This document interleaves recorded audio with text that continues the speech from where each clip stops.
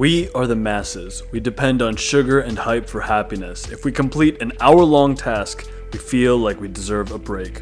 Our minds wander as we think of ways to look like we have it all together. Unnatural stimulants, or super stimulants, have wrecked the natural reward system that gives us pleasure in life. We've gotten used to cheap fixes and have become numb.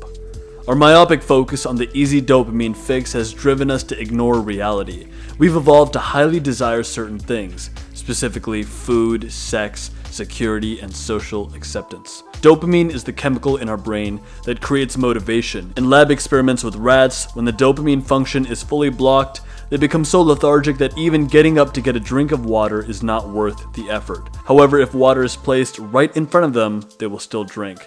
This demonstrates the necessity of dopamine. We may think that hunger or thirst is what is driving us at lunchtime, but our bodies are much more complicated than that. We don't just need to feel thirsty, we also need something that signals our bodies to get up and go.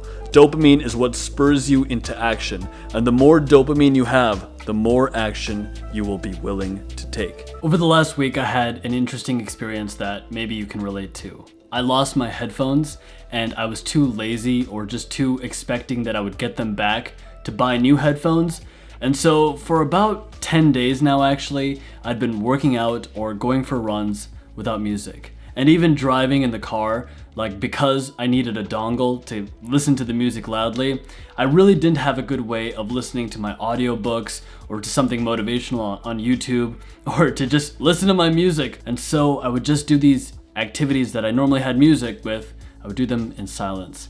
And at first it was really annoying. I would get bored because I wanted to listen to music while I was working out. And then slowly, over the last 4 days, I sort of got used to it. And then finally I did end up buying new headphones. And when I first listened to music again, it was amazing. Music never sounded so good. The absence of it made it grow much fonder. This got me thinking about how dopamine, these small drips of dopamine that are so easy to just enter our lives, are consistently making us more and more numb. We eat too much sugar, it's in everything, it's unavoidable to a large degree.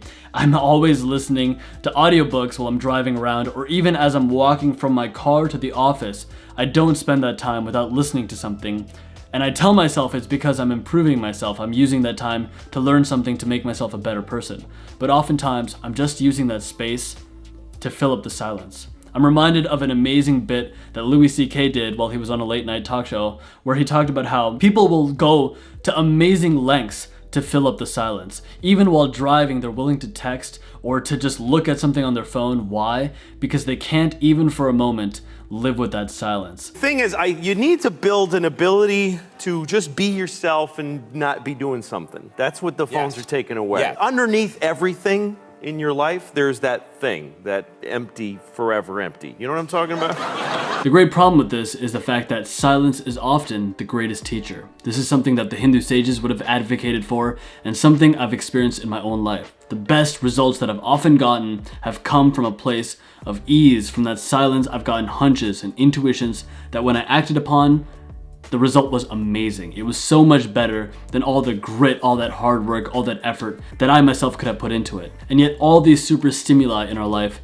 they sort of prevent us from listening to the silence. And I don't want to lose that touch. I don't want to be so dopamine numbed that I'm like those rats in those studies who refuse to get up and go get the water that they need. Even if they're thirsty, they can't even bring themselves to create movement. I think to have the most ease, elegance, movement, flow in life, oftentimes it requires being willing to live with peace and patience with the silence. And that's something that I want to have more of in my life. And that's why I've decided that for the next 24 hours, from going to sleep tonight through the next day, I'm going to do a hard reset, a dopamine detox in which I don't use the internet at all. And I'm just going to try to spend that day as chill as possible.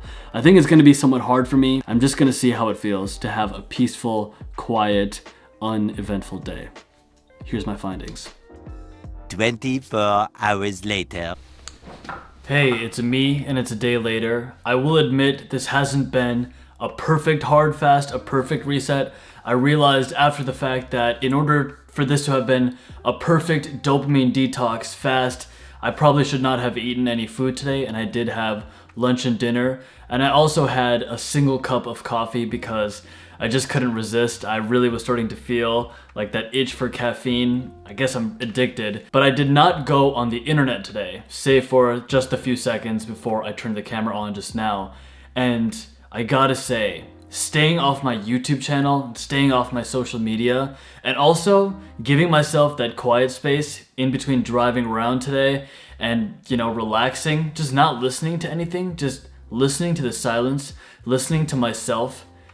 It's been wonderful. In fact, I feel today that my mental health is higher than it's been in a really long time.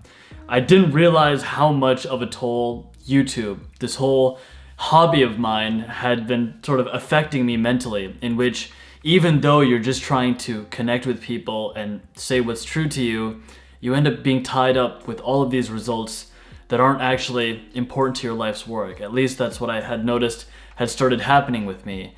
And the beautiful thing about this dopamine fast is that I was just in the silence. I was away from all of it.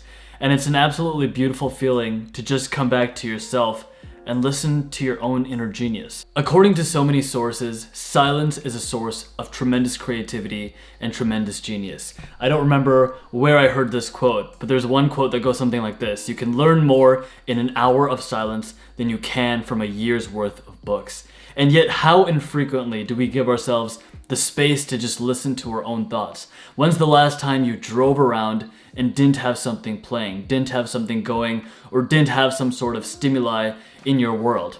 Giving yourself that space of quietude, it's a very strange feeling, and it does invoke all these nervous itchings at first, but then after a while, it is the source of your foundational strength, your source of peace, and it feels amazing. And I suppose the most important component in all of this is the fact that dopamine is deeply connected to your ability to move. Dopamine is movement, and if you consistently numb yourself with super stimuli, as I have been prone to do, then you're preventing movement in your life, and moving is living.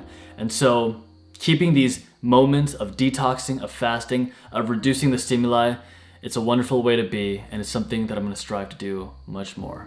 That's it for today's video, and I will see you guys soon. Cheers.